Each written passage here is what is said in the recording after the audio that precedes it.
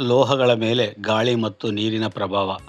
Magnesium ತಂತಿಯನ್ನು ಗಾಳಿಯಲ್ಲಿರುವ ಆಮ್ಲಜನಕದೊಂದಿಗೆ ಉರಿಸಿದಾಗ magnesium oxide ಎಂಬ ಬಿಳಿಯ ಧೂಮ ಉಂಟಾಗುತ್ತದೆ. ಅದನ್ನು ನೀರಿನಲ್ಲಿ ಕರಗಿಸಿದಾಗ ಮೆಗ್ನೀಷಿಯಂ ಹೈಡ್ರಾಕ್ಸೈಡ್ ಉಂಟಾಗುತ್ತದೆ.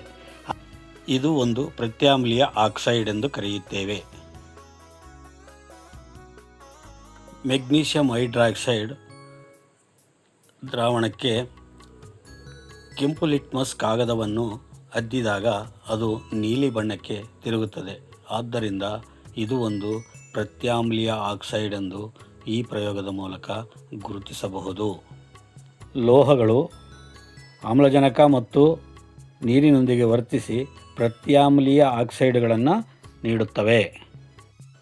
ಅಲೋಹಗಳು ಗಾಳಿಯಲ್ಲಿರುವ ಆಮ್ಲಜನಕ ಮತ್ತು ನೀರಿನೊಂದಿಗೆ ವರ್ತಿಸಿ ಆಮ್ಲೀಯ ಆಕ್ಸೈಡ್ಗಳನ್ನು ನೀಡುತ್ತವೆ. ಗಂಧಕವನ್ನು ಉರಿಸಿ ಪ್ರಮಾಣದಲ್ಲಿ ಗಂಧಕದ ಡೈಆಕ್ಸೈಡ್ ಸಂಗ್ರಹಿಸಿ ಗಂಧಕದ ಡೈಆಕ್ಸೈಡನ್ನು ನೀರಿನಲ್ಲಿ ಕಲಿಸಿದಾಗ ಸಲ್ಫ್ಯೂರಸ್ ಆಮ್ಲ ದೊರೆಯುತ್ತದೆ. ಇದು ಒಂದು ಆಮ್ಲೀಯ ಆಕ್ಸೈಡ್ ಎಂದು ಕರೆಯುತ್ತೇವೆ. ಕೆಂಪು ಲಿಟ್ಮಸ್ ಅನ್ನು ನೀಲಿ ಬಣ್ಣಕ್ಕೆ ತಿರುಗಿಸುತ್ತದೆ. ಧನ್ಯವಾದಗಳು.